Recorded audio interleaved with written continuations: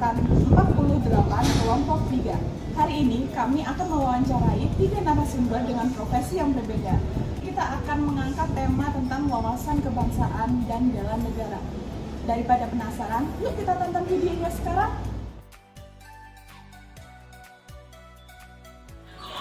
Selamat sore Pak Fadi. Selamat sore. Perkenalkan, nama saya Muhammad Steve Suda di Pasar Jateng, Angkatan 48, Angkatan 28, kelompok 3. Dalam video kali ini, saya bertugas dalam mewawancarai narasumber tentang materi wawasan kebangsaan dan nilai-nilai upaya bela negara. Sebelum masuk ke sesi tanya jawab, saya persilakan Anda untuk memperkenalkan diri.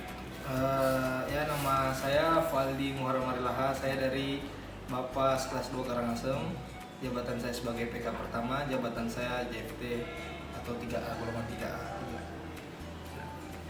Berarti sudah lama Abang menjabat? Bukan menjabat sih, jatuhnya saya dapat JFT itu dari bulan Februari kemarin tahun 2022. Berarti Abang sudah mengenal lebih jauh lah tentang apa itu wawasan kebangsaan, bela negara, dan nilai-nilai upaya bela negara. Ya, kita sama-sama belajar lah. Nah, di sini saya akan mewawancari Abang tentang materi wawasan kebangsaan, bela negara, dan nilai-nilai upaya bela negara. Nah, di sini pertanyaan pertama nih buat Abang. Menurut Abang, apa itu wawasan kebangsaan? Kalau menurut saya ya, wawasan kebangsaan itu cara pandang kita mengenai diri dan lingkungan. Itu mengutamakan kesatuan dan persatuan wilayah bermasyarakat dalam berbangsa dan bernegara. Jadi harus gini Bang, yang satu masyarakat. Ya, benar. Nah, kalau menurut Abang itu wawasan kebangsaan itu penting atau tidak sih? Kalau menurut saya itu wawasan kebangsaan sendiri buat kita, buat sebagai warga negara Indonesia itu sangat penting. Yang wajib ditanamkan oleh setiap warga negara Indonesia. Karena itu merupakan sebagai proses dalam membentuk sikap dan moral seperti itu. Mungkin lebih intinya bagaimana cara kita membentuk kita untuk mendapatkan pelajaran moral atau sikap kita lebih baik demi bangsa dan bernegara. Nah, kita langsung ke upaya bela negara nih Bang. Karena di materi ini jadi satu, wawasan kebangsaan dan upaya bela negara. Nah, sebelumnya apa sih itu bela negara kalau menurut Abang sendiri? Kalau bela negara ya, kita sebagai warga negara Indonesia, bela negara tidak harus mesti perang ya. Itu pun kita harus mengerjakan tugas-tugas mungkin yang membantu negara Indonesia untuk menjadi negara maju di kemudian hari mungkin. Ya. Nah, Abang sudah ini Bang, berapa lama di Bapas? Kalau untuk turun di pemasyarakatan sendiri sudah 2 tahun lebih. Sudah 2 tahun lebih. Ya. Nah, pasti sudah ada dong upaya-upaya bela negara dalam 2 tahun terakhir ini. Pastinya kita sudah. Contohnya apa aja Bang? Contohnya nggak usah jauh-jauh ya, kita sebagai petugas pemasyarakatan lah.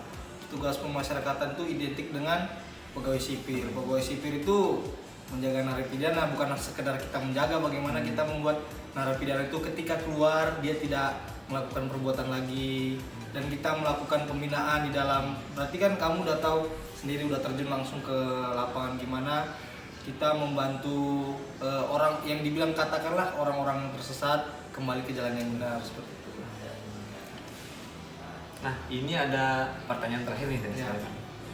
Apa harapan Abang terkait wawasan kebangsaan dan upaya bela negara kepada pemerintah dan masyarakat untuk penurunan isu-isu strategis konten barat di Indonesia?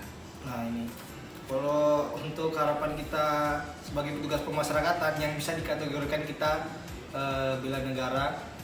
Jadi isu-isu di luar kan banyak yang bilang petugas pemasyarakatan banyak menerima suap, ada napi-napi yang memakai AC. Coba nanti kita baliklah, bagaimana untuk overcrowded di lapas rutan di Indonesia saja sudah mencapai angka 400% lebih. Kalau gitu harapan kami mungkin dengan SDM kita yang terbatas, mungkin kamu sebagai generasi penerus yang baik, ya kan, mungkin harapan saya itu ditambahkan SDM, kemudian fasilitas-fasilitas di lapas atau rutan memadai untuk narapidana. Kan sekamar bisa 20 orang yang harusnya 5 orang, isinya 20 orang, mungkin seperti itu ya. Harapannya itu aja, mungkin SDM dan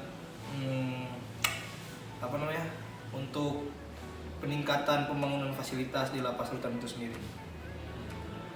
Jawabannya sangat ini ya Bang ya. Jadi over kapasitas biasanya kalau masalahnya over kapasitas. Kenapa bisa terjadi over kapasitas? Karena kita kurang. Nah, terjadi pelanggaran itu karena orang-orang yang merasa dirugikan.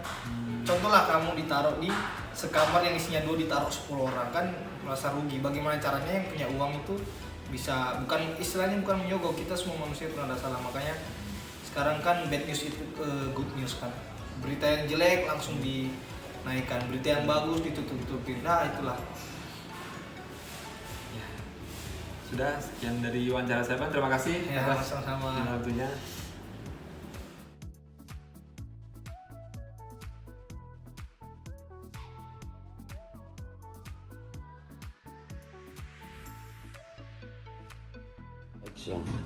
Selamat siang, saya Niputu Cynthia Devi.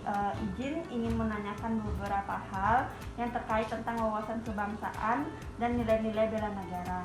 Sebelumnya, apakah bisa memperkenalkan diri? Perkenalkan, saya Dr. Elin. Saya bertugas di Rutan kelas 2B Sumeneb. Salam kenal untuk semuanya. Terima kasih dokter.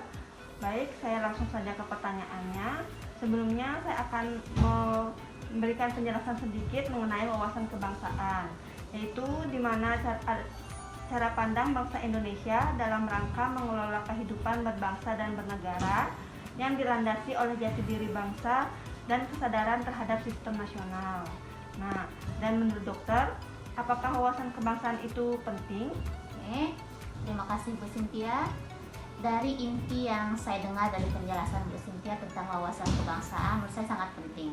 Intinya tadi adalah jati diri bangsa Indonesia. Itu menunjukkan bahwa rasa bersatu, rasa kuat, dan rasa yang ingin bersaing tidak hanya di dalam negeri, tapi di luar negeri juga. Terima kasih. Selanjutnya ini terkait tentang bela negara. Sebelumnya, apakah dokter pernah mendengar tentang bela negara? Pernah? Kalau boleh saya tahu, apa itu bela negara? Oke. Bela negara. Bela negara itu adalah suatu kata yang timbul dari rasa cinta kita kepada bangsa Indonesia itu sendiri. Cinta kita bagaimana agar bangsa kita ini menjadi maju dan berada atau membedakan dengan bangsa yang lain. Dan pertanyaan selanjutnya, menurut dokter, apa saja upaya yang sudah dokter lakukan selama ini sebagai perwujudan dari nilai-nilai bela negara? Terima kasih, pertanyaan yang bagus. Sebelum saya menjadi dokter, kami itu disumpah. Sumpah dokter namanya. Saya sangat ingat poinnya itu bahwa kita harus mengutamakan kemanusiaan. Jadinya wujudnya itu sederhana. Saya bekerja di rutan, saya siap untuk on call 24 jam apabila ada WBP yang sakit, kapanpun dan hari apapun. Saya siap untuk melayani WBP. Jawaban yang bagus dari dokter. Dan sekarang tentang isu-isu yang ada mengenai COVID-19, bagaimana cara dokter meminimalisir terhadap adanya berita hoax tentang COVID-19? Tidak hanya tentang COVID, apapun beritanya, kalau seandainya belum dijelaskan, kita harus memberikan penjelasan, pengetahuan tentang apa itu COVID, bagaimana penyebarannya, bagaimana gejalanya, bagaimana cara menanganinya. Dan alhamdulillah COVID yang sudah kita alami selama 2 tahun terakhir sudah mulai teratasi dengan program pemerintah, yaitu salah satunya dengan pemberian vaksin. Sekarang tugas kita memberikan edukasi agar masyarakat kita itu mau melakukan vaksinasi, mulai dari vaksin pertama, kedua, dan ketiga, agar negara Indonesia yang kita cintai ini terbebas dari COVID-19. Terima kasih, mungkin itu saja dari saya, Bu Cynthia. Ada pertanyaan lagi? Cukup untuk hari ini. Terima kasih dokter atas waktu yang diberikan, dan semoga jawaban yang dokter berikan itu bisa bermanfaat juga. Sama-sama.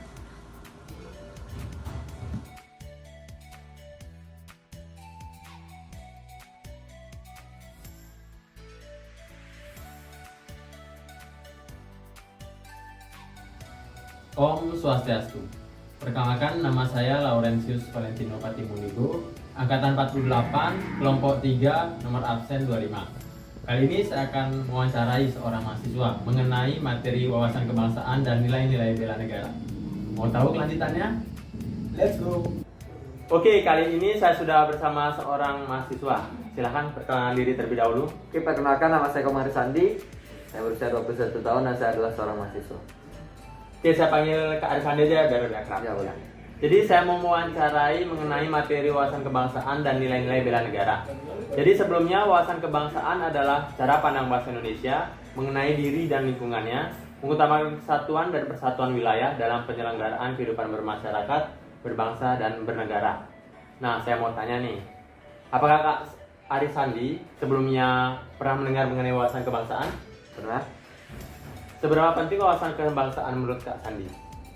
Oke, wawasan kebangsaan itu sangat penting bagi kita karena kita harus menanamkan dalam diri kita sendiri agar bisa kita mencintai bangsa kita sendiri. Karena apa? Seperti yang kita ketahui, Indonesia adalah negara yang heterogen. Banyak sekali terdapat agama, suku, ras, dan budaya yang ada di Indonesia. Untuk itu kita harus menyatukan komitmen, menyatukan pendapat bahwa kita adalah satu bangsa dan satu nusa. Seperti itu. Oke, terima kasih atas jawabannya Kak Arisandi. Selanjutnya terkait upaya bela negara. Menurut Kakak, apa itu upaya bela negara? Oke, untuk upaya bela negara itu sendiri adalah cara kita untuk mempertahankan kelangsungan kehidupan berbangsa dan bernegara. Dengan cara apa? Kita harus mengamalkan nilai-nilai Pancasila dalam kehidupan sehari-hari. Mengamalkan nilai Pancasila dan juga konstitusi bangsa kita sendiri, yaitu Undang-Undang Dasar 1945. Oke, terima kasih Kak. Selanjutnya, implementasi nilai-nilai bela negara apa saja yang sudah Kak lakukan? Di dalam dunia kuliah, saya sudah mengimplementasikan nilai-nilai bangsa bela negara itu sendiri. Pertama dari datang tepat waktu pada saat jam kuliah, lalu mengerjakan tugas kuliah yang diberikan oleh dosen, serta mengikuti berbagai organisasi yang ada di sekolah atau di kampus. Itulah. Oke, terima kasih. Nah, di hari-hari ini kan banyak isu-isu kontemporer yang terjadi di masyarakat ya, Kak. Gimana tanggapan Kakak mengenai isu tersebut? Oke, isu kontemporer. Mahasiswa adalah sebagai agen, salah satu agen perubahan. Oleh karena itu sangat penting bagi mahasiswa untuk mengetahui isu-isu kontemporer tersebut, karena kita dapat memberikan saran dan masukan terkait isu kontemporer tersebut. Selain itu, gunanya isu kontemporer adalah supaya kita mengetahui hal apa yang bisa kita lakukan dan hal apa yang tidak bisa kita lakukan dalam kehidupan berbangsa dan bernegara. Oke, terima kasih Kak Arisandi atas wawancaranya. Dan begitulah wawancara dari saya bersama seorang mahasiswa yang bernama Komang Arisandi ya. Ya, sekian dari saya. Terima kasih. Bagaimana teman-teman wawancara dari kami? Seru kan? Sebelum saya tutup, saya akan menyimpulkan mulai dari wawancara yang pertama, yaitu dari Bang Fadli Harilaha, yang dapat kita simpulkan bahwa wawasan kebangsaan dan nilai-nilai bela negara itu sangat penting. Seperti yang kita ketahui, Bang Fadli sudah menerapkannya melalui pembinaan terhadap napi yang sudah bebas supaya tidak mengulangi perbuatannya lagi. Sudah ia lakukan sebelumnya. Poin-poin yang paling penting di sini tentang isu-isu adanya penyuapan kepada pegawai dari napi di lingkungan Wisma, seperti bisa membeli kamar, memakai AC. Mengapa demikian? Karena kita lihat kapasitas di LP ini hanya 5 orang. Ya, nyatanya sekamar bisa isi 20-30 orang. Dimana menurut Bang Fadli sendiri, untuk menanggulanginya, harapannya kedepannya adalah dengan cara menambah SDM dan membangun sarana prasarana seperti lapas dan juga rutan. Yang kedua, yaitu dari Bu Dokter, dapat disimpulkan bahwa wawasan kebangsaan dan nilai-nilai bela negara sangat penting dalam segala profesi, terutama sebagai profesinya yaitu dokter. Lalu yang terakhir, tentang kepada mahasiswa, dapat disimpulkan bahwa implementasi dalam sehari-hari seperti Kak Arisandi, yaitu dengan melakukannya dalam lingkungan kampus, seperti datang kuliah tepat waktu, mengumpulkan tugas tepat waktu, dan juga dalam isu kontemporer, seorang mahasiswa harus lebih tahu mengenai isu-isu yang terjadi dalam masyarakat dan bisa menjadi agen perubahan. Sekian video dari kelompok kami, saya ucapkan terima kasih.